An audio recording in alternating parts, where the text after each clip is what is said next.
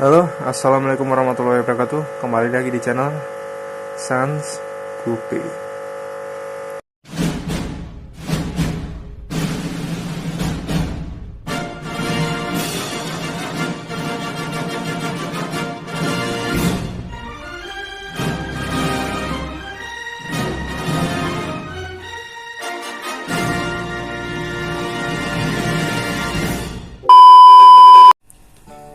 Halo semua bosku, kembali lagi di channel Sans Gupi. Mantap.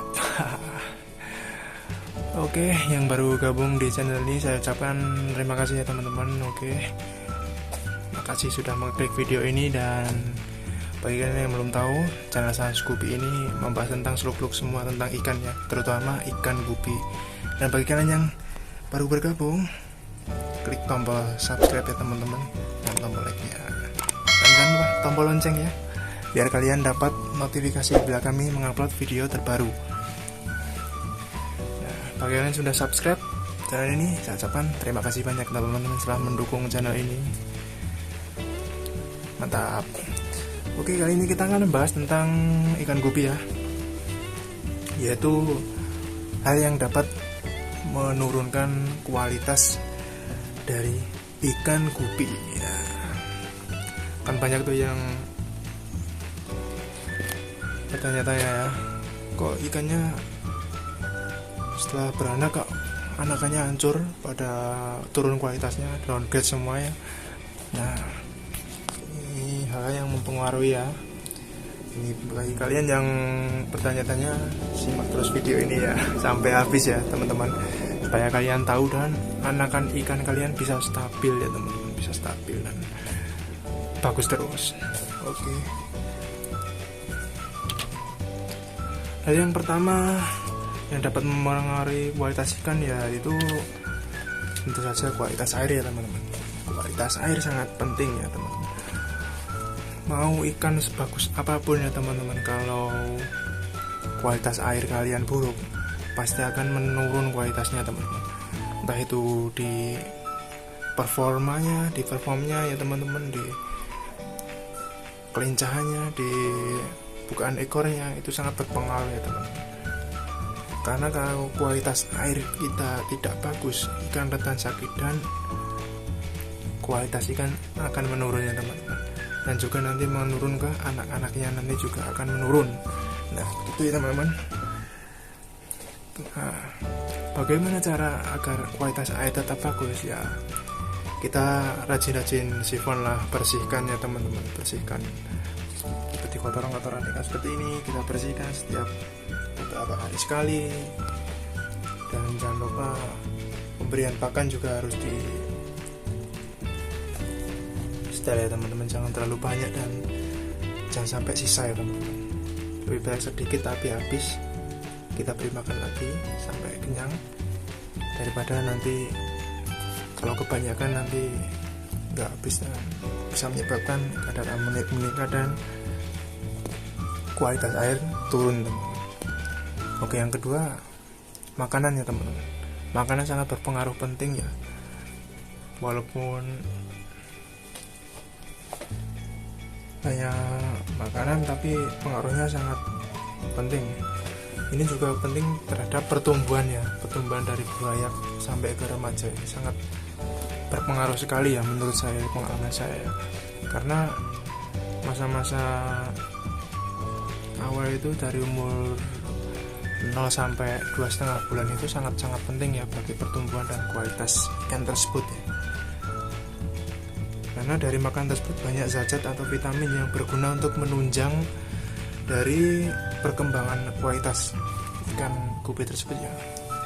Ya ibarat manusia lah, kalau dari kecil itu gizinya buruk walaupun genetiknya bagus ya, pasti ya pertumbuhannya kurang maksimal. Kualitas nanti jadi kualitasnya bisa wah atau bisa bagus, nanti tidak semaksimal yang kita harapkan. Jadi pakan menurut saya ya sangat berpengaruh ya teman-teman.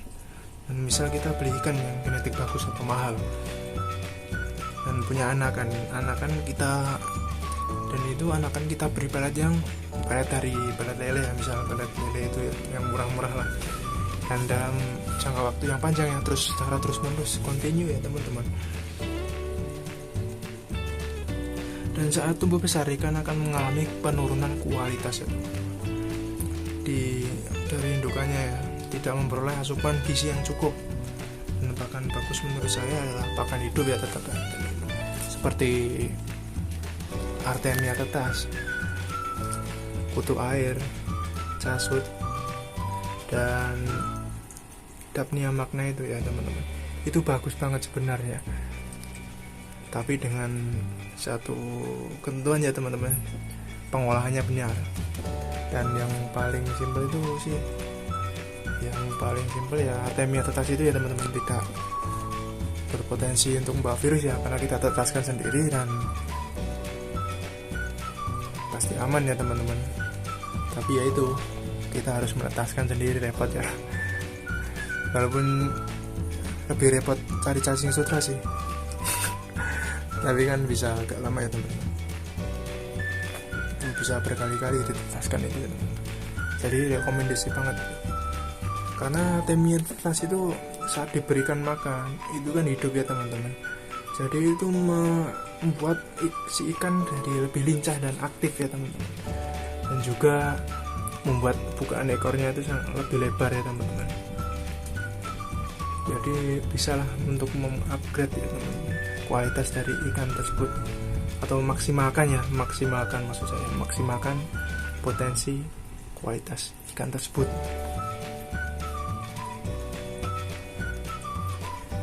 Dan yang ketiga adalah telat sortir ya teman-teman. Telat sortir dalam artian yaitu pada saat kita burayakan dipisah ya teman-teman, dipisah dari indukannya. Nah, kita besarkan. Nah, sampai umur 1 bulan sampai 1 bulan setengah itu kita harus memisahkan kelaminnya teman-teman dari jantan dan betinanya, karena dapat mempengaruhi ya teman-teman kualitas gupi ya, karena akan terjadi perkawinan dini kalau telat memisahkannya teman-teman. Dan kita tidak tahu ikan mana yang mengawini ikan betina tersebut, karena kan masih random ya teman-teman. Jadi karena kan nggak tahu ya yang ngawinin jantan yang bagus atau yang jelek, kan masih acak. Jadi kita harus cepat-cepat untuk memisah sejak dini ya teman-teman. Jadi kalau misal udah kayak ini kan betina ini usia 1 bulan ya teman-teman.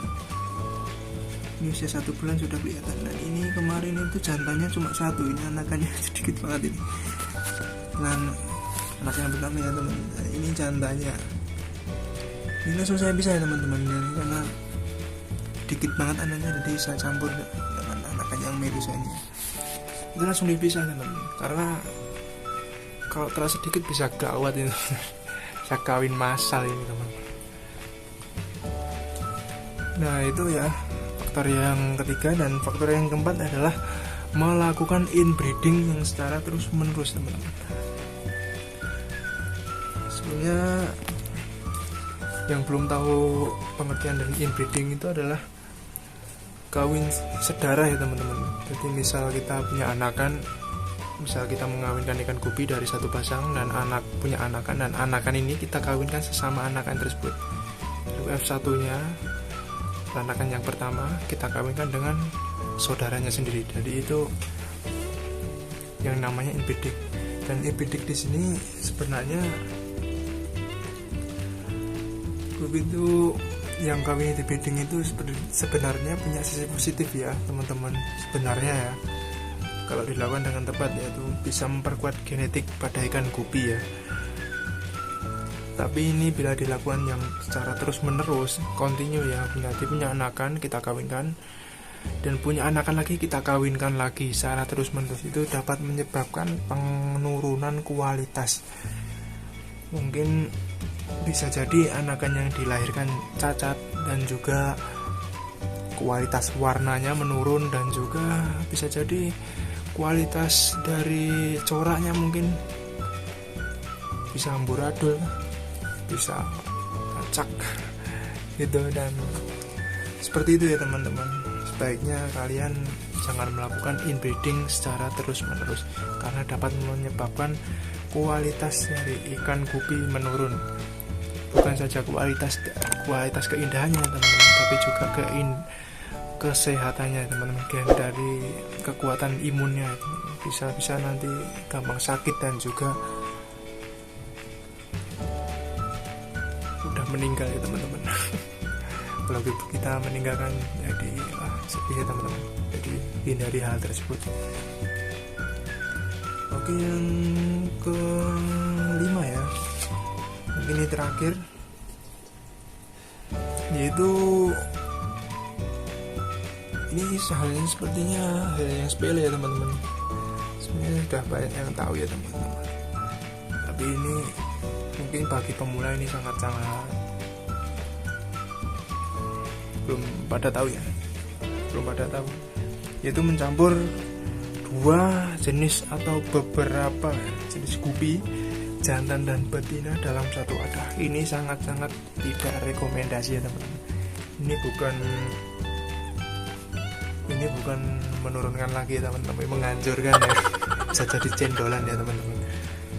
Ya, ini bisa menyebabkan kawin silang yang acak. Misal kita ini HB Blue jantan betina sini, taruh di sini, dan ini ada AFR jantan betina ya, kita pindah ke sini semua. Wah, ini bisa kawin acak ya. Bisa nanti si betina HB Blue ini dikawini sama si AFR jantan ini. Nih HB betina ini kita masukkan ke sini juga. Wah, bisa campur-campur, itu bisa jadi cendolan ya teman-teman. Karena kawin silang ini bisa membuat genetik ikan ini sangat-sangat hancur ya teman-teman, bukan turun lagi ya teman-teman, bisa hancur ya. Dan ini tidak disarankan ya teman-teman. Tapi sepertinya yang terakhir ini udah banyak yang tahu ya, jadi kelas termasuk sepele lah. Dan itu ya teman-teman, beberapa hal yang dapat menurunkan kualitas ikan gupi versi saya ya teman-teman. Dan kalau ada yang kurang setuju atau mau dikoreksi, bisa langsung ketik di kolom komentar ya teman-teman, supaya jadi pengetahuan juga buat saya ya teman-teman. Kita di sini saling sharing ya teman-teman, kita sama-sama belajar. Dari kalau ada yang salah, sangat-sangat boleh dikoreksi. Oke, teman-teman, sampai sini dulu pembahasan kita ya teman-teman. Dan jangan lupa untuk klik tombol subscribe ya teman-teman. Saya ingatkan terus ya. Dan klik tombol loncengnya teman-teman, supaya kalian dapat notifikasi dari saya ketika mengupload video terbaru. Dan jangan lupa untuk share ke sosial media kalian. Dan kalau ada kritik dan saran, bisa ketik di komentar. Dan akhir kata, wassalamualaikum warahmatullahi wabarakatuh. Mantap, dadah.